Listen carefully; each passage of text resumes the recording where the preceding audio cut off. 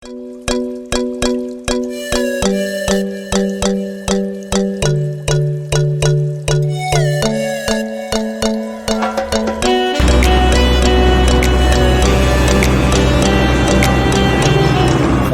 dan salam sejahtera.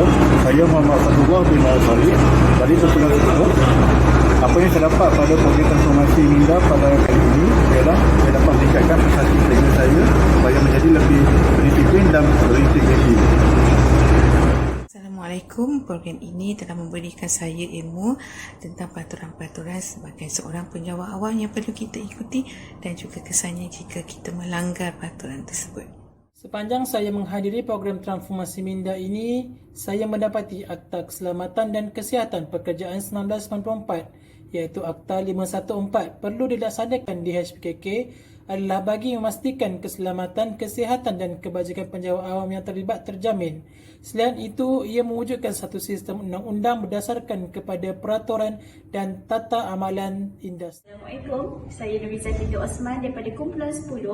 Apa yang saya dapat dalam program transformasi Minda tahun 2021 siri kedua ialah memartabatkan bahasa Melayu sebagai bahasa ibunda. Slogannya ialah mengilhamkan harapan, mencipta masa depan. Sayangi UKM. Sepanjang program transformasi Minda berlangsung, terdapat input yang saya perolehi. Sebagai seorang penjawat awam di UKM, saya perlu mematuhi semua peraturan dan akta yang sedia ada supaya menjadi seorang yang berdisiplin. Selain itu, rasuah amat perlu dijauhi kerana akan memberi kesan buruk di kemudian hari.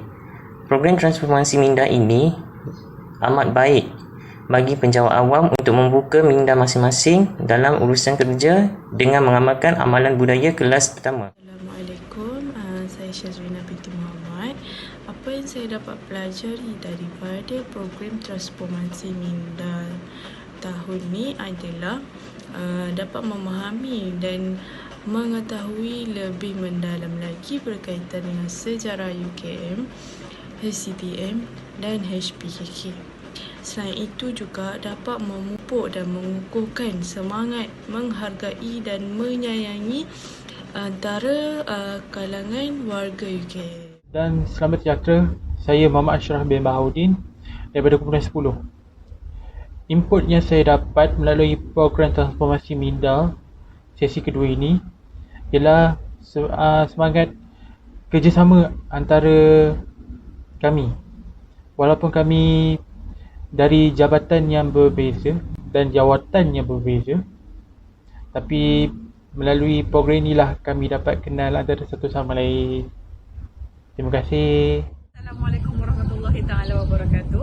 Apa yang saya dapat rumuskan daripada menyertai program transformasi Minda ini ialah saya dapat mengetahui tentang kelebihan bekerja sebagai penjawat awam. Assalamualaikum warahmatullahi wabarakatuh. Nama saya Nur Afifah binti Muhammad. Saya daripada Kumpulan 10. Di sini saya akan kongsi pengalaman dan apa yang saya telah pelajari dari menyertai program transformasi Minda pada tahun ini.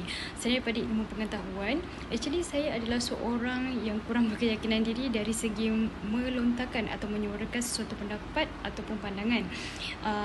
Program ini pula terdapat banyaknya kuis, sesi soal jawab, tugas secara berkumpulan yang memerlukan pandangan dan pendapat daripada setiap ahli. Dengan adanya program transformasi Minda ini, saya lebih berkeyakinan diri dalam menyuarakan atau memberikan pendapat dalam melakukan sesuatu tugasan secara berkumpulan. Selain daripada itu, saya lebih memupuk lagi sikap tanggungjawab dan kerjasama dalam melakukan sesuatu tugasan secara berkumpulan dengan ahli yang lain. InsyaAllah saya akan menjadi yang lebih baik di masa akan datang. Terima kasih.